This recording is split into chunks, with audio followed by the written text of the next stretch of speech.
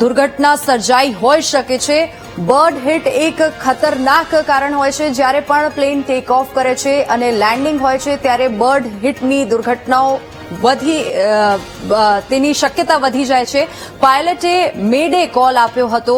સૌપ્રથમ જ્યારે એ ઉડાન ભરવામાં આવી હતી ત્યારબાદ ક્ષતિગ્રસ્ત થતા વિમાન પાયલટે મેડે કોલ આપ્યો હતો। પ્લેનનું લેન્ડિંગ ગિયર શા માટે ડાઉન થયું હતું એના ઉપર પણ માહિતી પ્રાપ્ત કરવામાં આવશે। ઊંડાણપૂર્વક તપાસ કરવામાં આવશે। પ્લેનના ફ્લેપ્સની પોઝિશન જે હતી તે પણ ડાઉન હતી અને એ પણ એક કારણ હોઈ શકે છે દુર્ઘટના થવાનું। કોકપિટમાં પાયલટની ભૂલ હશે તો સીવીઆર અને એફડીઆર બતાવશે અને આ તમામ જે આપણે અંદાજો લગાવી રહ્યા છે કે આ રીતે પણ દુર્ઘટના ઘટી શકે છે આનું એક કારણ છે પૂરતો પાવર ના હોય તો પાયલટ પ્લેનને ઉપર ચઢાવી નથી શકતું। એન્જિન ફેલ ના હોય, પૂરતો પાવર ના હોય તો પણ આવી દુર્ઘટના ઘટી શકે છે। પૂરતો પાવર ના હોય તેના કારણે પણ પાયલટ પ્લેનને ઉપર નથી લઈ જઈ શકતું એટલે કે પ્લેન ટેક ઓફ નથી કરી શકતું। અને પ્લેનમાં કેટલા મુસાફરો સવાર હતા તેની માહિતી આપણે એકવાર જોઈ લઈએ તો ભારતીયો 169 હતા, બ્રિટિશ નાગરિકો 53 હતા, કેનેડિયન 1 નાગરિક હતો, પોર્ટુગલના 7 નાગરિક હતા અને 12 ક્રૂ મેમ્બર હતા। એટલે કે 242 લોકો આ પ્લેનમાં સવાર હતા જેમાંથી 1 નાગરિકનો આબાદ બચાવ થયો છે। વાત કરીએ તો બ્રિટિશ નાગરિકોની વાત કરીએ તો 53 બ્રિટિશ નાગરિકો સવાર હતા અને હાલ આપણે જે માહિતી જોઈ તે પ્રમાણે બ્રિટિશના ડેલિગેશન પણ ઘટના સ્થળે પહોંચી ગયા છે। તો પ્લેન ક્રેશમાં ક્યારે શું થયું તેની આપણે વાત કરીશું। 45 સેકન્ડમાં આખી આ ઘટના ઘટી હતી। બપોરે 1:10 વાગે ફ્લાઇટનું બોર્ડિંગ થયું હતું। ત્યારબાદ બોઈંગ 7878માં કુલ 242 લોકો સવાર હતા। ફ્લાઇટ અમદાવાદથી લંડન જવાની હતી અને 1:38 વાગે વિમાને ટેક ઓફ કર્યું હતું। માત્ર 45 સેકન્ડમાં જ થોડીક જ સેકન્ડો પછી પાયલટે મેડે કોલ આપ્યો હતો અને વિમાન 191 મીટરની ઊંચાઈ હતું જ્યારે આ ક્રેશ થયું। 322 કિલોમીટર પ્રતિ કલાકની ઝડપે ઉડાન ભરી રહ્યું હતું આ વિમાન। બપોરે 1:40 વાગે ટેકનિકલ કારણોસર વિમાન દુર્ઘટના સ્થળ પર ક્રેશ થયું। વિમાનમાં 242 લોકો સવાર હતા અને 169 ભારતીયો, 53 બ્રિટિશ નાગરિકો, 1 કેનેડિયન અને 7 પોર્ટુગીઝ નાગરિકો આ વિમાનમાં સવાર હતા। 217 મુસાફરો પુખ્ત વયના હતા। પૂર્વ સીએમ વિજય રૂપાણી પણ આ વિમાનમાં સવાર હતા।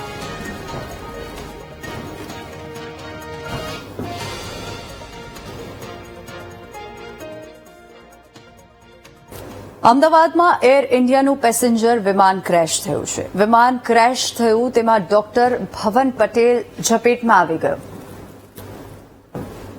વિમાન ક્રેશ થયા પછી કેવી સ્થિતિ જોવા મળી આવો તે પણ આપને એકવાર તેની ઝલક બતાવીએ।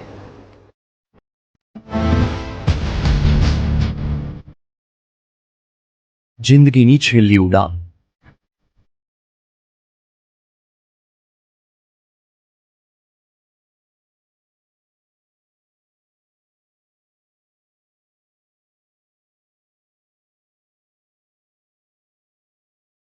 પછી 242 જિંદગી સાથે ક્રેશ થયેલા વિમાનનો આ કાટમાળ છે।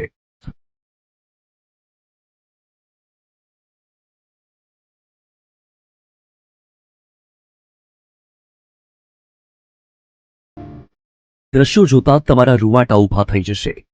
વિમાનનું નામો નિશાન નથી। કાટમાળ પડ્યો છે। આગમાં જે બચ્યું તે પણ સળગી રહ્યું છે। ફાયરના જવાન, પોલીસના જવાન, બીએસએફના જવાન કોઈ બચ્યું હોય તો તેને બચાવવા માટે દોડધામ કરી રહ્યા છે।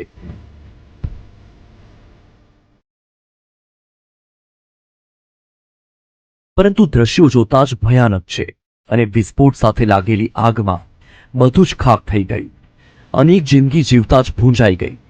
આઈજીપી કમ્પાઉન્ડમાં ડોક્ટર હાઉસની બહારના સાધનો સળગીને રાખ થઈ ગયા।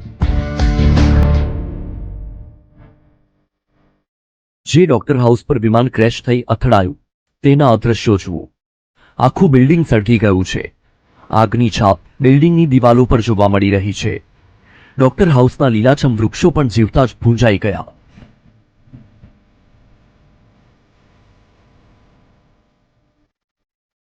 બચ્ચું છે તો માત્ર કાટમાળ. ડોક્ટર હાઉસની હાલત જોતા જ તેમાં રહેલા ડોક્ટરોની કેવી હાલત થઈ હશે તેનો અંદાજ લગાવી શકાય. સિવિલ સત્તાધીશોના મતે અનેક ડોક્ટરો ગંભીર રીતે ઘાયલ થયા છે.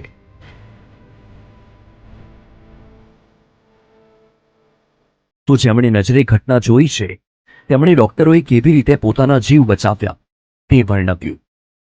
માહોલ તો એટલો ડરાવનો હતો ને કે જિંદગીમાં પહેલી વખત મેં આવું જોયું છે. કારણ કે કોઈ શક્ય જ નતું. એની આગ એટલી હતી, ગોટા એટલા હતા કે કોઈ દેખાય જ નહીં આપણને. પણ જે ફ્લાઇટ ડોક્ટર હાઉસ છે ને એમાંથી ડોક્ટરોને ઉતારવા માટે ચાદરો બાંધી નીચે ઉતાર્યા છે. પેલી સાઈડ તો ઉતરાય એવું જ નતું.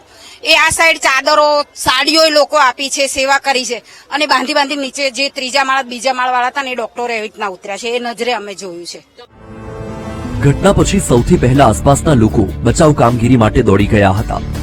તેમની સાથે વાત કરી તો ભયાનક દ્રશ્યોનું વર્ણન સાંભળવા મળ્યું. ડોક્ટર હાઉસની હાલત એટલી ખરાબ છે. કાટમાળ હટાવતી વખતે પણ બિલ્ડિંગ ધ્રુજી રહ્યું છે.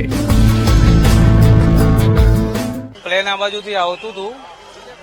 1:38 ની આસપાસ ઉપડ્યું અને 5 કે 7 મિનિટનું અંતર હતું અને અહીંયા ક્રોસ થયું. પાણીના ટાંકા સાથે અથડાયું. ત્યાં 4 માળની બિલ્ડિંગ હતી, એની જગ્યાએ 2 માળની થઈ ગઈ છે. ત્યાંથી અથડાતું આવ્યું, સીધું અહીંયા આગળ ઠોકાયું. અને આ બિલ્ડિંગની બી એ પરિસ્થિતિ છે કે જે ધ્રુજી રહી છે આખી. જે જેસીબી અને ક્રેન એ પણ બહુ સાવધાનીપૂર્વક અહીંયા ચલાવવામાં આવે છે.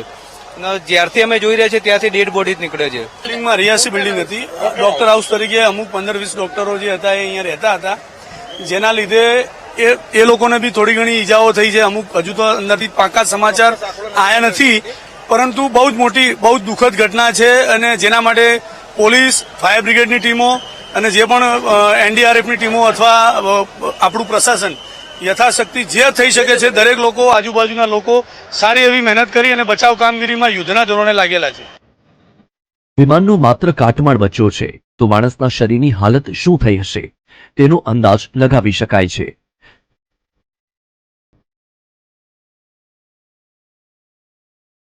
કેટલી જિંદગી ભૂંજાઈ તેનો હજુ ચોક્કસ આંકડો નથી આવ્યો, પરંતુ એટલું નક્કી છે કે વિમાનમાં સવાર લોકોમાંથી ભાગ્યે જ કોઈ બચ્યું હશે. Bureau report, VTV news.